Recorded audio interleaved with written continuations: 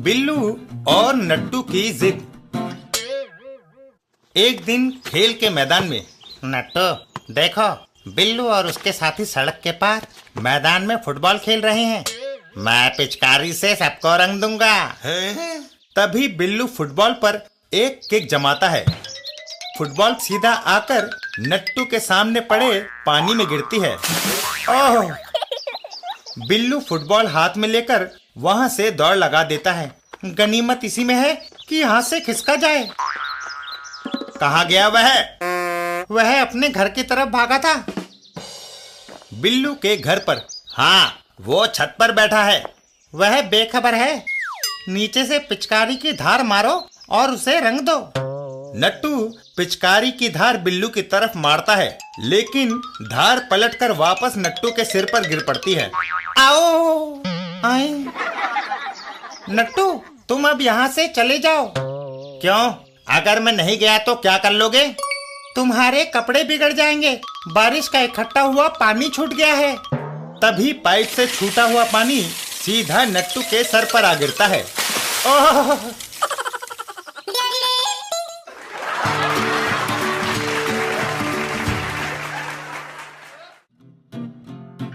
Cycle सवार। जाड़े की रात एक साइकिल सवार गांव की सड़क पर जा रहा था। ओह, गजब की ठंड है भाई। और इस कम्बख्त कोट में बटन ही नहीं है। यह सोचकर वह साइकिल को रोककर कोट को उल्टा पहन लेता है और फिर आगे चल देता है। अब ठीक है। तभी अचानक उसकी साइकिल एक गड्ढे में घुसती है और वह गिर पड़ता है। पास के घर में क्या हुआ, चलकर देखें। वह दंपत्ति दौड़कर उस साइकिल सवार के पास पहुंचते हैं। हाय हाय! चिंता ना करो नौजवान, हम अभी सब ठीक कर देंगे। और वह आदमी उसकी मुंडी पकड़कर घुमाने लगता है। अरे क्या करते हो? शांत रहो, तुम्हारा सिर उल्टा फिर गया है। हम इसे फिराकर ठीक जगह कर देंगे। आई! मेरा सिर छोड़ दे बे, वह उल्टा नहीं फिरा है। मैंने अपना कोट उल्टा यानी पीठ का हिस्सा आगे करके पहन रखा है। हाय!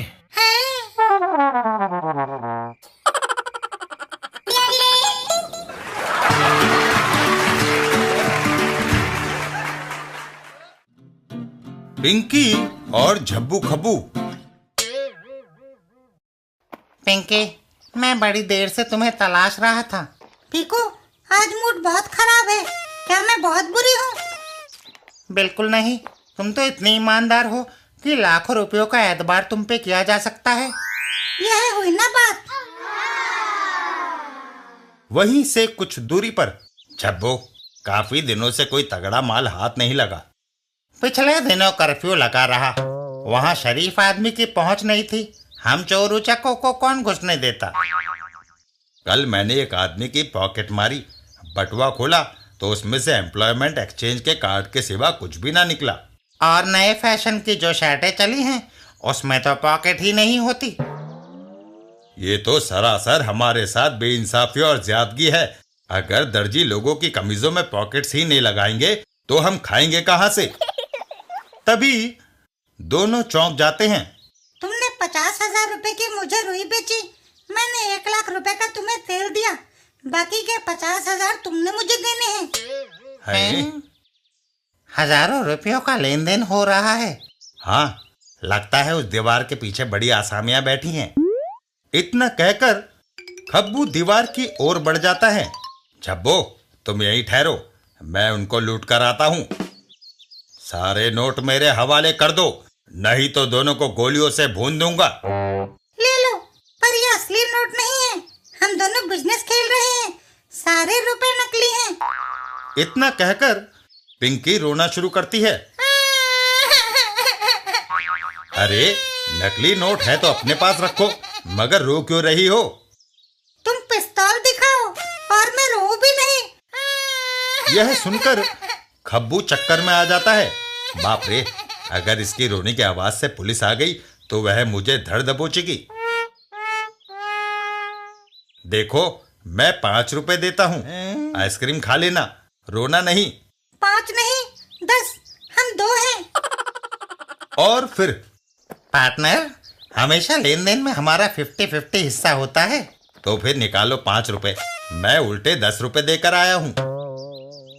तुम्हारा मतलब है कि एक छोटी सी बच्ची ने तुमसे 10 रुपए झटक लिए?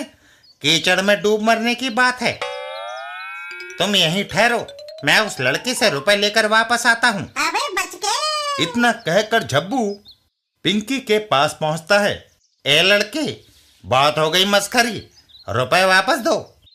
मगर ये 10 रुपए तो उस अंकल ने हमें अपने आप आइसक्रीम खाने के लिए दिए हैं। बिल्कुल, इसमें क्या शक है। मैं तुम्हारी बातों में नहीं आने वाला। मैं तुम दोनों का गला घोटकर मार दूंगा और नोट लेकर चलता बनूंगा। तभी बाप रे, हवलदार राम लुभाया, ये तो बड़ा जालिम आदमी है, यहाँ से खिसकना चाहिए। अरे कहाँ भागे जा रहे हो? तुम वह रुपए रखो, अचानक मुझे कोई काम याद आ गया जो मैं अधूरा छोड़ आया था। रुको, मैं चाहती हूँ कि हवलदार राम लुभाया से तुम्हारी मुलाकात करा दूं। नहीं, ऐसा ना करना। तो फिर आइसक्रीम के साथ चॉकलेट खाने के लिए 10 रुपए दो। मगर मेरी जेब में पैसा भी नहीं। तो जो कुछ तुम्हारे पास है वही देते जाओ, नहीं तो मैं हवलदार राम लुभाया को आवाज लगाती हूँ। और फिर जब्बू, क्या अपने कपड़े और जूते गंगा किनारे छोड़ आया? नहीं कब्बू, उस लड़की ने उतरवा लिए भाई।